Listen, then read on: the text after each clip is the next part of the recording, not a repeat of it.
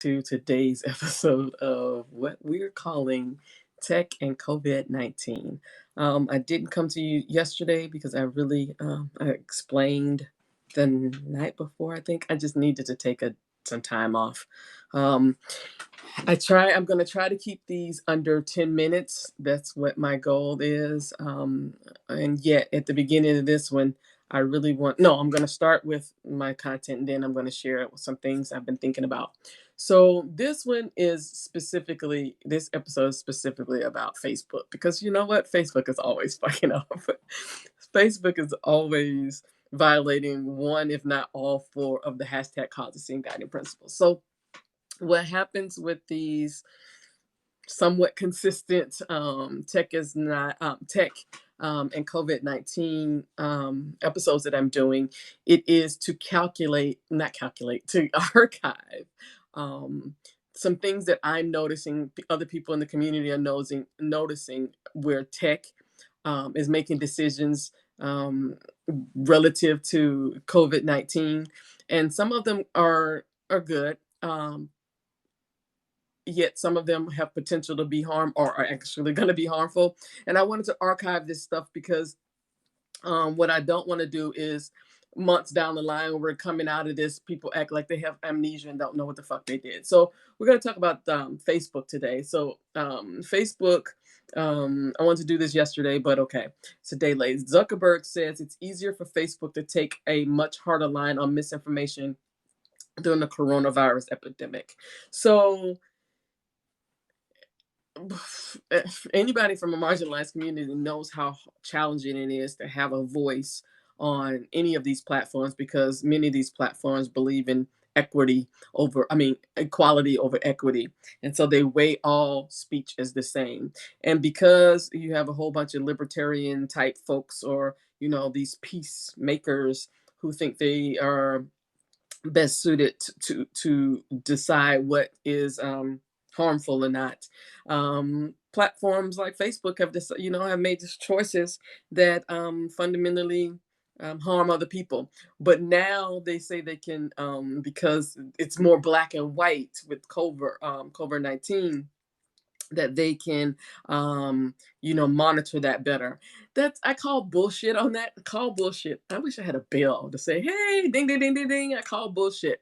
What Facebook is now realizing is they've allowed a community, a ethos to fester that any information is valid. And I see it on Twitter, I see it on Instagram with people having verified checks. When you say that certain people's content is more valid than others, or that all content is equal, you have a risk management issue on your hands. And so, what Facebook is facing now is a risk management issue of years of allowing anybody to say fucking anything on that platform. So it's not about, it's now more black and white. You could easily tell a politician that, hey, we fact checked this shit and it's wrong and you have to take it down or not take that money. But because you have a history of taking that money, it's coming back to bite you in the ass. And that's one of the hashtag causes scene guiding principles. Lack of inclusion is a risk management issue. And then I want to talk about and so someone brought this to me. It's already happening. So Facebook put out a keeping people safe and informed about coronavirus on March 18th. It's from their head of health. And what someone pointed out to me, and what it's just like they're a summary of their responses at Facebook of how they're handling.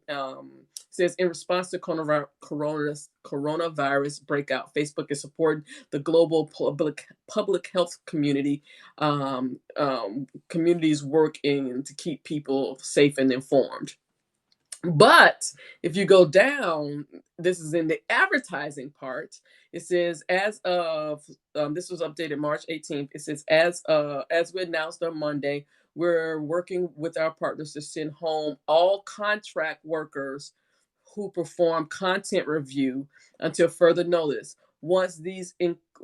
Since this includes people with who review ads and monetize content, we wanted to share more about what that means to advertisers, publishers, and creators of the tool. Now, this is not for public consumption. So for advertisers. And this is what someone already told me they're already seeing. They were like, Kim, if you know, I don't spend a lot of time on Facebook except for friends and family. But she said, did you notice that she sent me something. It's the algorithm. I mean, it's the curating is a little off. And I told her this is what it is for advertisers.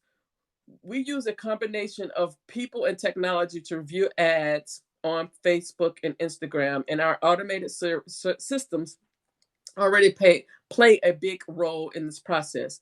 Now, with the reduced and remote workforce, we're relying on automated technology even more. This may mean delayed review of ads and commerce listings, and increased ads being incorrectly disapproved, delayed and reduced appeals, and more limited ability of Facebook in-stream ads and lower delivery. So that is just for Facebook, the content moderators they have for Facebook um, ads and such. How they monetize Facebook. But they've also you have to understand that the content managers of the actual content, the bullshit that gets on Facebook, they were already third party employees. So they've been sent home because they were in these buildings that were already, and there's already been research. You can look up some Verge articles about how bad those conditions were. So how are you, on one hand, being more diligent about vetting content for about coronavirus, and yet your human curators are being sent home and probably not working? I'm sure they're not working from home, and keep everybody safe. It's like, yeah, right. You're it's that double standard. And that double standard fits into right here. It says Facebook. This is a tweet from Sam Biddle, and that's at Sam Biddle, and I'll drop that below. Facebook just confirmed to me that its hourly contractors and subcontractors will not be receiving the $1,000 bonus its full-time staff are getting. So Facebook sent all its, again, I hate that quote unquote white collar workers, the ones who work in offices, home, and basically sent the contractors home, but they're not their employees. So for some reason they're giving all their employees, I guess, $1,000 bonus, and these are people who make easily over 150, and that's on the low side. And yet contractors were making $17 an hour, not getting hazard pay, and developing PTSD, looking at the cesspool of what the world puts online, and they're not giving them bonuses either. So I just wanted to just talk briefly about how disruptive this situation is in our lives, and I need everybody to just embrace that, because I've realized that I was running away from it. I was like, oh, this is normal. I work from home normally. Nothing about this is normal. My clients, I don't know where where my money's coming from next. All my summer travel to Europe to do research and everything has been canceled. My life is turned upside down, and I know everybody else's life is turned upside down. And when life is turned upside down, we need to own and respect that our lives are turned upside down, and not try to do business as normal, as business as usual. This is hard for everyone. So I'm going to leave you with, please take care of each other, because we get there together and not at all. So thank you. Goodbye.